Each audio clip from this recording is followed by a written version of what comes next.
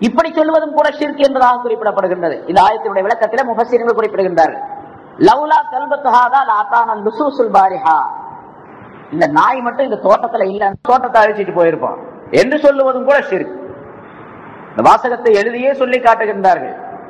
அதாவது ஏதாவது ஒரு பிராணி அல்லது ஏதாவது ஒரு பாதுகாப்பாளர், அந்த ஆள் மட்டும் நம்ம வீட்டுல இல்லைன்னு சொன்னா இன்னைக்கு வேற விதமா நடந்திருக்கு. சாதாரணமாக நம்பிக்கை, அதாவது இதுல ரெண்டு வகை இருக்குது.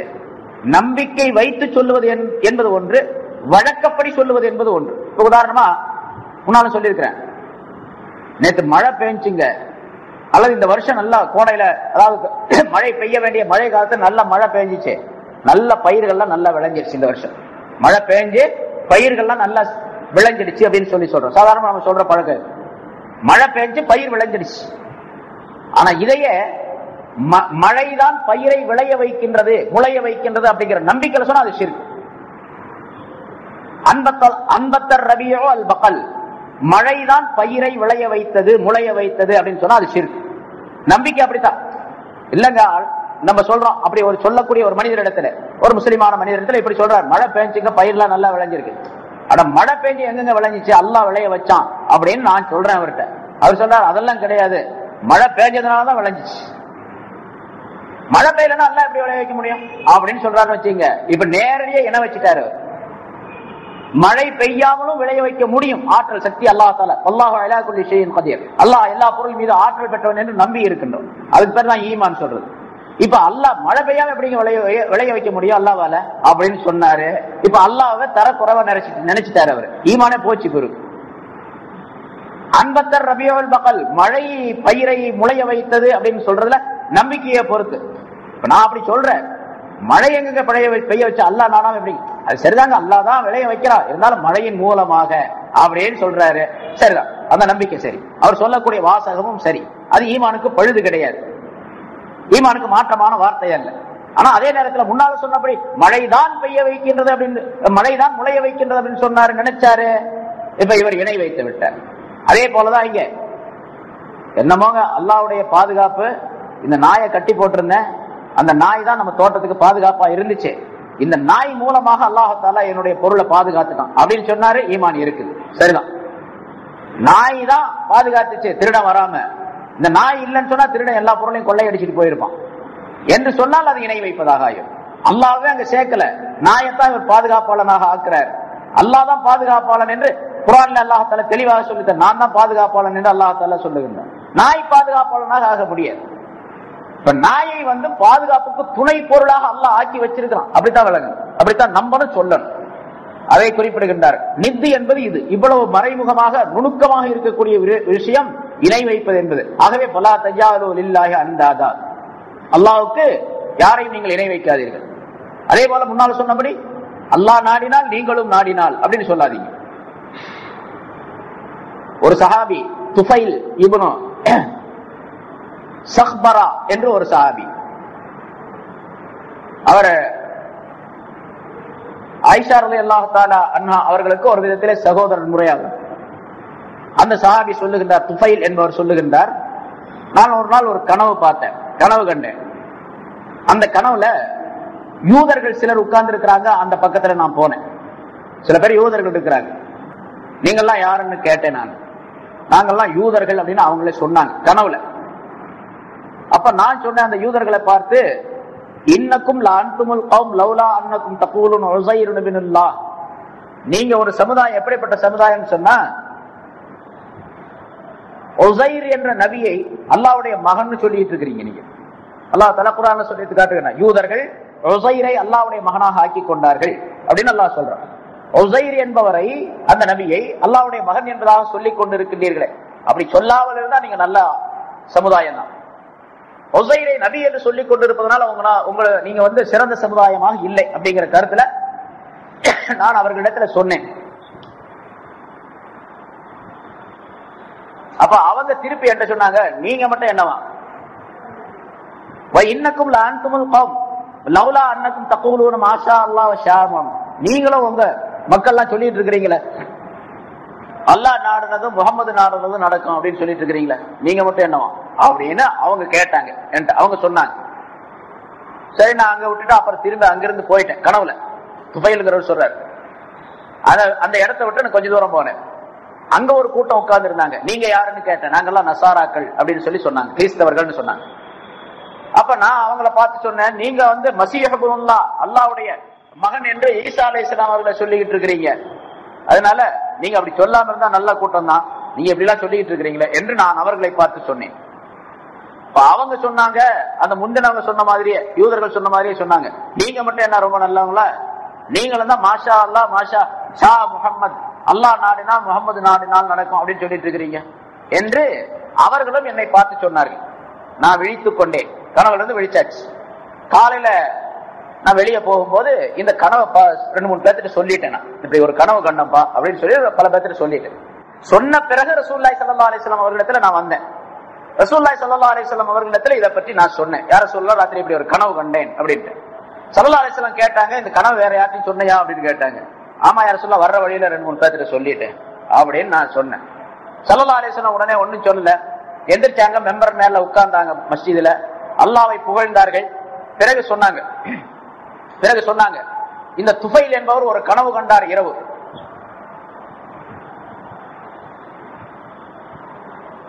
கனவு கண்டார். அந்த கனவை உங்களிலே சிலரிடத்திலும் கூட சொல்லிட்டார். அவர் அந்த கனவை உங்களிடத்தில் சொல்லிவிட்டார். நீங்கள் எப்படிப்பட்டவர்கள் என்று சொன்னால், அல்லாஹ் தஆலா எனக்கு தடை செய்திருக்கக்கூடிய, சொல்லக்கூடாது என்று தடை செய்திருக்கக்கூடிய சில வாசகங்களை நீங்கள் சொல்லிக் கொண்டிருக்கின்றீர்கள். இப்படி சொல்லிக் கொண்டிருக்கின்றீர்கள். அதாவது மாஷா அல்லாஹ் ஷா முஹம்மத் அப்படின்னு சஹாபாக்களுக்கு மத்தியில் அந்த பழக்கம் இருந்திருக்குது. இது ரசூலுல்லாஹி ஸல்லல்லாஹு அலைஹி வஸல்லம் காது வரைக்கும் அந்த செய்தி வரல. இந்த கனவு கண்டதன் மூலமாக அந்த செய்தி வந்துருச்சு. இப்போ அல்லாஹ் நாடினால் முகமது நாடினால் அப்படின்னு அல்லாஹ்வுக்கு இணையாக முஹம்மது ஸல்லல்லாஹு அலைஹி வஸல்லம் அவர்களையும் என்னையும் நீங்கள் ஆக்கி வைத்திருக்கின்றீர்கள். சொல்லக்கூடாத, அல்லாஹ் என்னை தடை செய்து வைத்திருக்கக்கூடிய ஒரு விஷயத்தை, வார்த்தையை நீங்கள் சொல்லிக் கொண்டிருக்கின்றீர்கள். ஆகவே இன்றையிலிருந்து நீங்க என்ன பண்ண, இப்பொழுது இருந்து பலா தக்கூலு மாஷா அல்லாஹ் ஷா முஹம்மத் என்று சொல்லாதீர்கள். அல்லாஹ் நாடினா முகமது நாடினா நடக்கும் அப்படின்னு சொல்லாதீங்க. வலாக்கின் கூலு மாஷா அல்லாஹ் வஹ்தா, அல்லாஹ் மட்டும் நாடினால் நடக்கும் அப்படின்னு சொல்லுங்க என்று ஸல்லல்லாஹு அலைஹி வஸல்லம் அவர்கள் சொல்லி தந்தார். இந்த ஆயத்திற்கு விளக்கமாக இந்த சம்பவத்தை சொல்லி காட்டி, இதுவும் இப்படி சொன்னாலும் இணை வைப்பதுதான், இப்படி சொன்னாலும் அதுவும் நித்து என்ற இணையை சேர்ந்ததுதான் என்பதாக குறிப்பிடுகின்றார். இந்த இணை கூட நீங்க உங்களிடத்தில் வரக்கூடாது. பலா தஜஅலூ லில்லாஹி அந்தாதா, ஆகவே அத்தகைய அல்லாஹ்வுக்கு நீங்கள் எந்த இணைகளையும் ஆக்காதீர்கள். எந்த இணைகளையும் ஆக்காது. இணைகள் பலவிதம் இருக்கின்றன, எதையும் ஆக்காதீர்கள் என்று அல்லாஹ் தஆலா அந்த ஆயத்திலே சொல்லி காட்டுகின்றார். ஸல்லல்லாஹு அலைஹி வஸல்லம் அவர்கள் இந்த ஆயத்திற்கு விளக்கம் எழுதும்போது முஃபஸ்ஸிரீன்கள் மற்றொரு சம்பவத்தையும் சொல்லி காட்டுகின்றார்கள். நபி யஹ்யா அலைஹிஸ்ஸலாம் அவர்களுக்கு அல்லாஹ் தஆலா ஒரு 5 விதமான கட்டளைகளை சொல்லி காட்டினான்.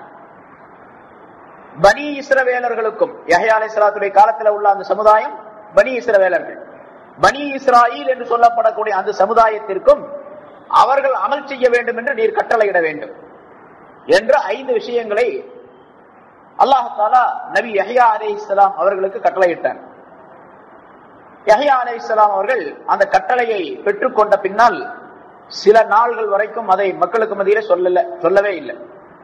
யஹ்யா அலைஹிஸ்ஸலாம் அவர்கள் வாழ்ந்து கொண்டிருக்கக்கூடிய அதே காலத்தில் தான் நபி ஈசா அலைஹிஸ்ஸலாம் அவர்களும் இருந்தார்கள். ஈசா அலைஹிஸ்ஸலாம் அவர்களுக்கும் யஹ்யா அலைஹிஸ்ஸலாம் அவர்களுக்கும் கொஞ்சம் ஒரு 6 மாசம் தான் வித்தியாசம், 2 பேர் வயசுல. ஜக்கரியா அலைஹிஸ்ஸலாம் அவர்களுடைய மகன் யஹ்யா அலைஹிஸ்ஸலாம். ஜக்கரியா அலைஹிஸ்ஸலாம் அவர்களால் வளர்க்கப்பட்ட மரியமுடைய மகன் ஈசா அலைஹிஸ்ஸலாம். 2 பேரும் ஒரே தருணத்துல ஈசா அலைஹிஸ்ஸலாம் பிறந்த, அதாவது மரியம் அலைஹிஸ்ஸலாத்துடைய அந்த நிலையை பார்த்து அவருடைய உயர்வான தன்மைகளை பார்த்த பின்னால நபி ஜக்கரியா அலைஹிஸ்ஸலாம் அல்லாஹ் தஆலாவிடம் துஆ கேட்கின்றார்கள். அல்லாஹ் எனக்கு இப்படி ஒரு குழந்தை கொடுத்தீனா நல்லா இருக்குமே, எவ்வளவு வயசாச்சு எனக்கு என்று சொல்லுகின்றார். அதை அல்லாஹ் தஆலா பல இடங்கள்ல குர்ஆன்ல சூரத்துல் மரியம்ல அழகா சொல்லி காட்டுகின்றார். யஹ்யா அலைஹிஸ்ஸலாம் அவர்கள் அல்லாஹ் தஆலா கொடுத்தான்.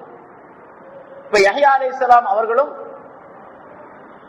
ஈசா அலைஹிஸ்ஸலாம் அவர்களும் சொந்தக்காரர்கள். அதாவது ஜக்கரியா அலைஹிஸ்ஸலாத்துடைய மனைவியின் தங்கையினுடைய பேரன் தான் ஈசா அலைஹிஸ்ஸலாம். மரியம் அலைஹிஸ்ஸலாத்துடைய தாயாரும் யஹ்யா அலைஹிஸ்ஸலாத்துடைய தாயாரும் சகோதரிகள்.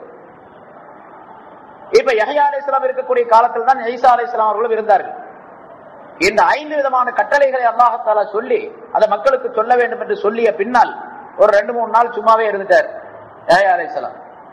ஈசா அலைஹிஸ்ஸலாம் யஹ்யா அலைஹிஸ்ஸலாத்து சொல்றாங்க, இந்த மாதிரி அல்லாஹ் தஆலா சொன்ன கட்டளையை நீங்க இன்னும் மக்கள்கிட்ட சொல்லவே இல்லையே,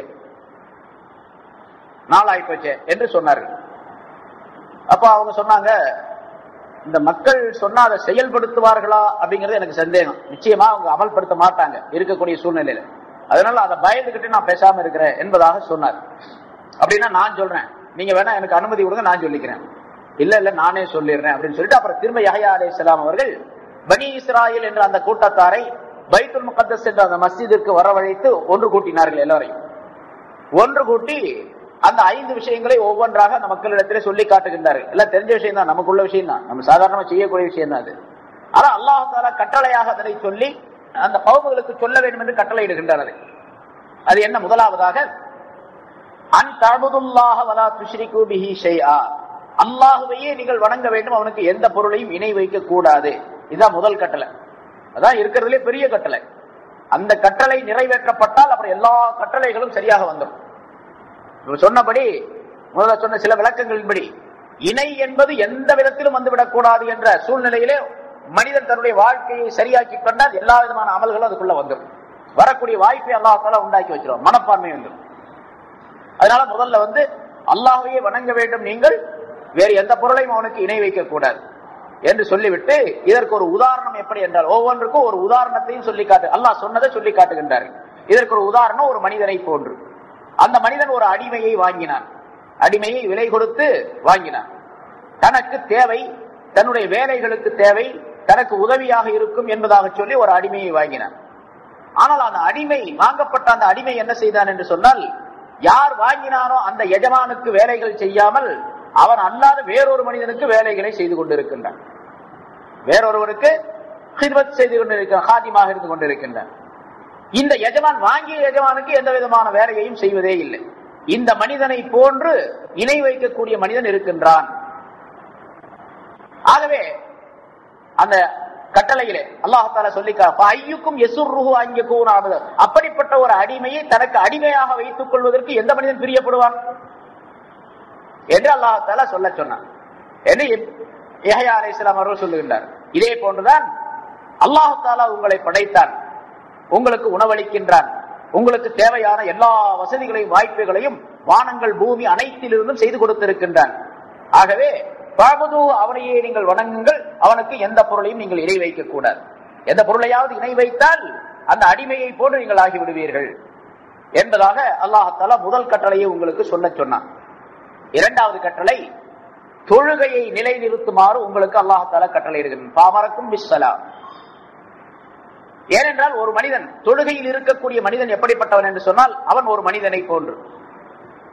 அல்லாஹ் தஆலா தன்னுடைய முகத்தை, தன்னுடைய நோக்கத்தை, அதாவது தன்னுடைய கருணையை, தன்னுடைய முகத்தை என்று சொன்னால் அவனுடைய கருணையை தொழுகையிலே நிலையாக நின்று அந்த பக்கமும் இந்த பக்கம் திரும்பி பார்க்காமல் ஒரே நிலையில் இருந்து தொழுகின்றானே, அந்த மனிதனுடைய முகத்துக்கு நேராக தன்னுடைய முகத்தை அமைத்து வைத்துக் கொள்ளுகின்றான் அல்லாஹ் தஆலா.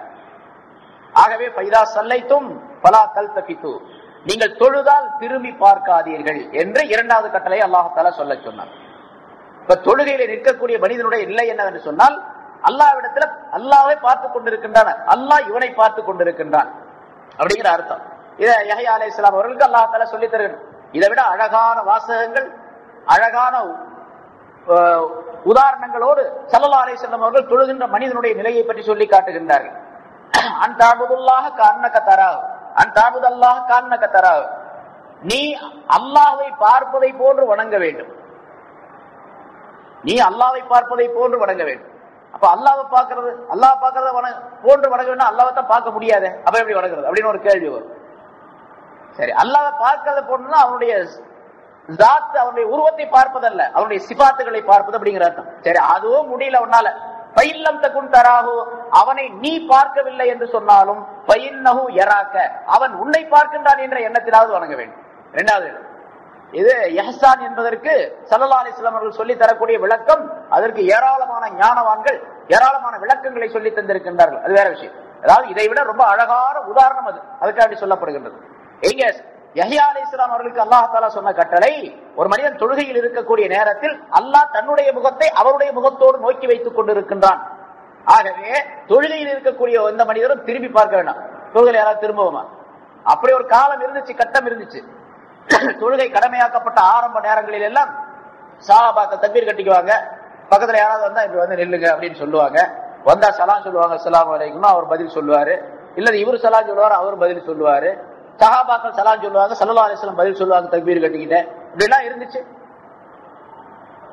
ஹபஷா நாட்டுக்கு அபிசீனியாவுக்கு ஹிஜ்ரத் செய்தார்கள்.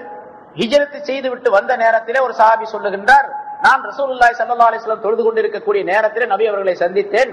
நான் சலாம் சொன்னேன், ரசூலுல்லாஹ்வுக்கு பதிலே சொல்லல, பேசாம தொழுதுகிட்டே இருந்தாங்க. எனக்கு கவலையா போச்சு, நம்ம ஏதாச்சும் குற்றம் செஞ்சிட்டோமா? ரசூல் பதில் சொல்லி ரசூலுல்லாஹ் சலாம் சொல்லி ஸல்லல்லாஹு அலைஹி வஸல்லம் பதில் சொல்லவே இல்லை அப்படின்னு கவலையா போச்சு. இந்த கவலையிலேயே நான் அப்படியே நின்று கொண்டிருக்கக்கூடிய நேரத்தில் ஸல்லல்லாஹு அலைஹி வஸல்லம் அவர்கள் தொழுகையை முடித்துக் கொண்டு சலாம் கொடுத்த பின்னால் சொன்னார்கள், தொழும் பொழுது எதுவும் பேசக்கூடாது என்று அல்லாஹ் கட்டளையிட்டு இருக்கின்றான். தொழும் பொழுது சலாமுக்கு பதில் சொல்லக்கூடாது என்பதாக கட்டளையிட்டு இருக்கின்றான் என்று சொல்லி தொழுது முடித்த பின்னால் அந்த சலாமுக்கு பதில் சொன்னார்கள் ஸல்லல்லாஹு அலைஹி வஸல்லம். இப்ப ஆரம்ப காலத்துல அப்படி ஒரு நிலை இருந்தது. பேசுறது, பார்க்கறது, எல்லா விதமான திரும்பி திரும்பி பார்க்கறது, எல்லா விதமான நிலைகளும் இருந்தன. இந்த ஆரம்ப கட்டம். அதற்கு பின்னால் கட்டளை பிறப்பிக்கப்பட்டது, ஆடாமல் அசையாமல் நின்றார்கள்.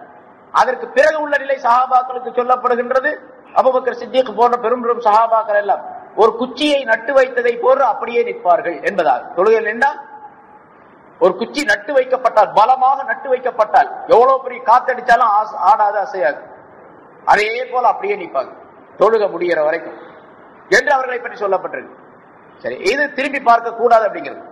பலா தல்தபித்து, தொழுகையில் இருந்தால் நீங்கள் திரும்பி பார்க்க கூடாது அப்படின்னு சொன்னா வெறுமனே உடலை திருப்புவது, அது கண்களை திருப்புவது என்பது மட்டுமல்ல, மனதையும் கூட திருப்பக்கூடாது, மனசையும் திருப்பக்கூடாது. மனசு எங்க இருக்க வேண்டும்? அல்லாஹ் ரசூலுடைய கட்டளைகளிலே, அல்லாஹ்வுடைய தியானத்திலே, திக்ரிலே இருக்க வேண்டும். ஏனென்றால் தொழக்கூடிய மனிதன் தான் திக்ரிலே பெரிய திக்ர் செய்து கொண்டிருக்கின்றார் அப்படிங்கிறார். என்னை நினைப்பதற்காக தொழுவீராக என்று அல்லாஹ் தஆலா சொல்லுகின்றான். தொழுகையிலே நினைப்பு இருக்கிறது, திக்ர் இருக்கிறது. திக்ர் இல்லாவிட்டால் அதுக்கு பேர் தொழுகையே அல்ல. அந்த தொழுகை பரிபூர்ணமான தொழுகையே அல்ல. இதையெல்லாம் இரண்டாவது கட்டளையாக யஹ்யா அலைஹிஸ்ஸலாம் அவர்கள் சொல்லி காட்டினார்கள். மூன்றாவதாக வா அமரக்கும் பிஸ்ஸியாம், உங்களுக்கு நோன்பு வைக்க வேண்டும் என்று உங்களுக்கு அல்லாஹ் தஆலா கட்டளையிட்டுள்ளார். இதுக்கு ஒரு உதாரணம் எப்படி என்றால், உனக்கு ஒரு உதாரணத்தை சொல்றாங்க. இது ஒரு மனிதரை போன்று, அவனிடத்தில் ஒரு பை இருக்கின்றது, அந்த பைய நிறைய கஸ்தூரி இருக்கின்றது, பை நிறைய கஸ்தூரி இருக்கின்றது. அந்த கஸ்தூரி எப்பொழுதுமே மனம் கமழ்ந்து கொண்டே இருக்கும். இப்ப நோன்பு வைக்கக்கூடிய மனிதன் கஸ்தூரி பையை தன்னிடத்தில் வைத்துக் கொண்டிருப்பவனை போன்று. அந்த பை எது தெரியுமா? அவனுடைய வாய் தான்.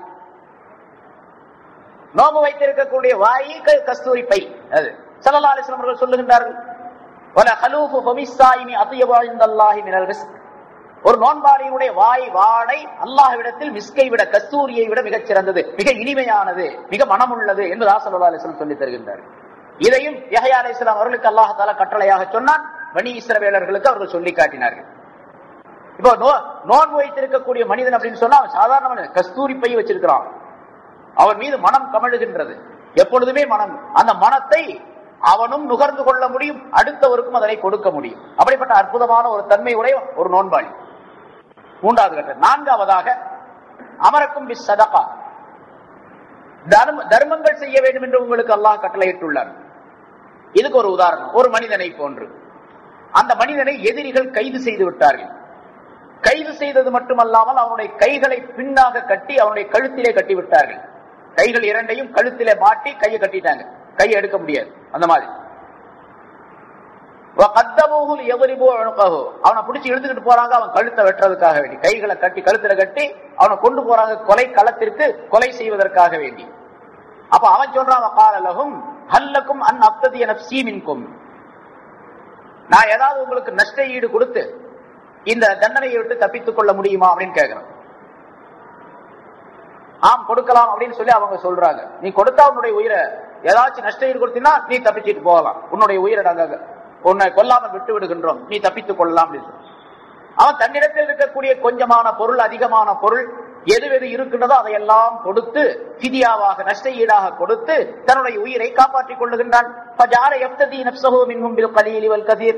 கொஞ்சம் பொருள், அதிகமான பொருள், எந்தெந்த பொருள் இருந்துச்சோ அதெல்லாம் கொடுத்து ஹத்தா ஃபுக்க நஃப்ஸஹு, தன்னை விடுவித்துக் கொள்ளக்கூடிய நிலை வரைக்கும் அந்த பொருளை கொடுத்து தன்னை விடுவித்துக் கொள்ளுகின்றான். இது போன்று இருக்கின்றான் சதகா செய்யக்கூடிய ஒரு மனிதன். சதகா செய்யாத நிலையில் அவன் எப்படி இருக்கின்றான் என்று சொன்னால், எதிரிகளிடத்தில் மாட்டிக்கொண்டு கொலைக்களத்திற்கு அழைத்து செல்லப்படக்கூடிய மனிதனை போன்று இருக்கின்றான்.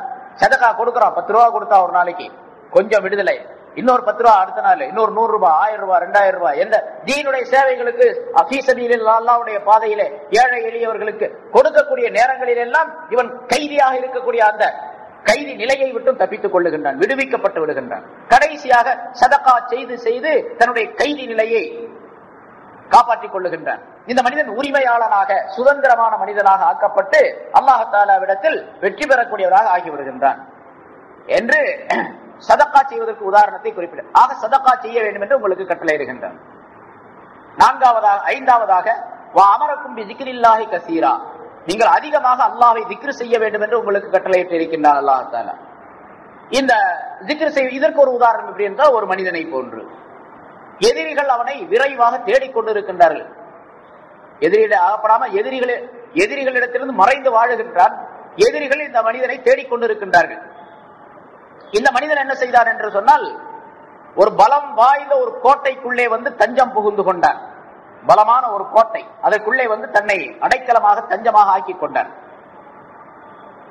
இதே போன்று இருக்கின்றான் திக்ர் செய்யக்கூடிய மனிதன், அதிகமாக திக்ர் செய்யக்கூடிய, திக்ர் செய்வதில் அதிகமாக திக்ர். குர்ஆன்ல அல்லாஹ் தஆலா அமல் செய்யுங்கள் என்று சொல்லக்கூடிய இடங்களில் எல்லாம் தொழுங்கள், நோன்பு வையுங்கள், ஹஜ் செய்யுங்கள் அப்படின்னு சொல்லி இருப்பான். திக்ரை பற்றி சொல்லக்கூடிய இடங்களில் வஸ்குருல்லாஹ திக்ரன் கஸீரா, அல்லாஹ்வை அதிகமாக திக்ர் செய்யுங்கள் என்று பல இடங்களில் அல்லாஹ் தஆலா சொல்லுகின்றான். அதே யஹ்யா அலைஹிஸ்ஸலாம் அவர்களுக்கும் கட்டளையாக அல்லாஹ் தஆலா சொல்லுகின்றான், அல்லாஹ்வை அதிகமாக திக்ர் செய்ய வேண்டும் என்று உங்களுக்கு கட்டளையிட்டு இருக்கின்றான். இந்த மனிதன் ஒரு கோட்டைக்குள்ளே புகுந்து தன்னை தற்காத்துக் கொண்டாரே, அந்த மனிதனை போன்று இவன் இருக்கின்றான்.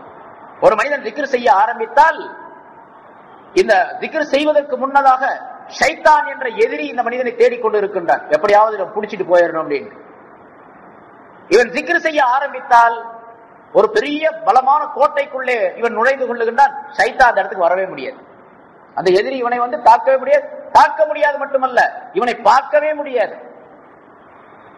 இந்த மனிதனை ஷைத்தான் பார்க்க முடியாத ஒரு அற்புதமான பாதுகாப்பான கோட்டைக்குள்ளே, ஜிக்ர் என்ற கோட்டைக்குள்ளே இவன் நுழைந்து கொள்ளுகின்றான் என்று ரசூலுல்லாஹி ஸல்லல்லாஹு அலைஹி வஸல்லம் அவர்கள் யஹ்யா அலைஹிஸ்ஸலாம் அவர்களுக்கு அல்லாஹ் தஆலா இந்த 5 கட்டளைகளை சொல்லி அதை பனி இஸ்ரவேல் என்ற மக்களுக்கு சொல்லுமாறு அல்லாஹ் தஆலா கட்டளையிட்டான் என்பதாக குறிப்பிட்டு இந்த ஆயத்திற்கு ஒரு விளக்கம் சொல்லி காட்டினார்கள். ஃபலா தஜாலு லில்லாஹி அந்தாதா, நீங்கள் அல்லாஹ்வுக்கு இணைகளை ஆக்க வேண்டாம் என்று அல்லாஹ் தஆலா சொல்லக்கூடிய இந்த ஆயத்துக்கு முதலாவது இணை வைக்க கூடாது என்று சொல்லி மற்ற 4 காரியங்களையும் கட்டளைகளையும் அல்லாஹ் தஆலா சொல்லி காட்டுகின்றான். யஹ்யா அலைஹிஸ்ஸலாம் அவர்கள் இந்த சம்பவத்தை, யஹ்யா அலைஹிஸ்ஸலாம் அவர்களுக்கு அல்லாஹ் தஆலா சொன்ன இந்த சம்பவத்தை ஸல்லல்லாஹு அலைஹி வஸல்லம் அவர்கள் சொல்லி காட்டிவிட்டு சஹாபாக்களுக்கு சொல்லுகின்றார்கள், நான் உங்களுக்கு ஒரு 5 கட்டளைகளை சொல்லுகின்றேன். இது யஹ்யா அலைஹிஸ்ஸலாம் பனி இஸ்ரவேலுக்கு சொன்னாங்க. நான் ஒரு 5 விஷயத்தை உங்களுக்கு சொல்றேன். அல்லாஹு அமரனி பிஹின்ன, அல்லாஹ் தஆலா அந்த 5 கட்டளை எனக்கு சொன்னா உங்களுக்கு சொல்லுமாறு என்று ஸல்லல்லாஹு அலைஹி வஸல்லம் அவர்கள் சஹாபாக்களிடத்தை சொல்லி காட்டினார்கள் என்பதாக குறிப்பிடுகிறார். இன்ஷா அல்லாஹ் அந்த 5 விஷயங்களை அடுத்த வாரம் சொல்லுவோம், நேரம் ஆயிடுச்சு. அதே போன்று இன்னும் சில விஷயம், ஃபலா தஜாலு லில்லாஹி அந்தாதன் என்பதற்கு வேறு சில விளக்கங்களும் சொல்லப்பட்டு இருக்கின்றன. அல்லாஹ் தஆலாவுக்கு இணை வைப்பது சம்பந்தமாக, இணை வைக்க கூடாது என்பது சம்பந்தமாக பல விளக்கங்கள். இன்ஷா அல்லாஹ் அதை அடுத்த வாரம் நாம் பார்ப்போம். எனவே அல்லாஹ் தஆலா மனிதனுக்குள்ளே ஞானத்தை அன்புசி, மனிதனுக்குள்ளே ஏராளமான ஞானத்துகள் பாக்கியங்களை தந்து அதை சிந்தித்து பார்க்குமாறு குறிப்பிடுகின்றார். ஞானத்தை ஆபாத்தி மனிதனுக்கு வெளியே வானம் பூமியிலே பல ஞானத்துகளை அமைத்து வைத்து அவற்றையெல்லாம் சிந்தித்து பார்க்க வேண்டும். சிந்தித்து பார்ப்பதனுடைய நிலை என்னவென்று சொன்னால், சிந்திப்பதனுடைய முடிவு என்னவென்றால் அவனை வணங்க வேண்டும். அதான் அல்லாஹ்வை வணங்க வேண்டும். ஃபலா தஜாலு லில்லாஹி அந்தாதா, அவனுக்கு எந்த இணைகளையும் நீங்கள் ஆக்கிவிடக் கூடாது என்று அல்லாஹ் தஆலா கட்டளையிட்டு, அல்லாஹ்வை வணங்கி வழிபடுவதன் மூலமாகத்தான் மனித வாழ்க்கையினுடைய வெற்றியே அமைந்திருக்கின்றது. அதற்காக வேண்டித்தான் மனிதன் தோற்றுவிக்கப்பட்டான். உங்களை படைத்ததெல்லாம் இதுக்காக வேண்டித்தான் என்று அல்லாஹ் தஆலா இந்த ஆயத்தின் மூலமாக தெளிவாக நமக்கு அறிவுறுத்துகின்றான். ஆகவே அப்படிப்பட்ட நல்ல எண்ணங்களை, நல்ல சிந்தனையை நம் அனைவருக்கும் அல்லாஹ் தஆலா தந்தருள்வானாக. வாஹிரு தஅவானா அல்ஹம்துலில்லாஹி ரப்பில் ஆலமீன்.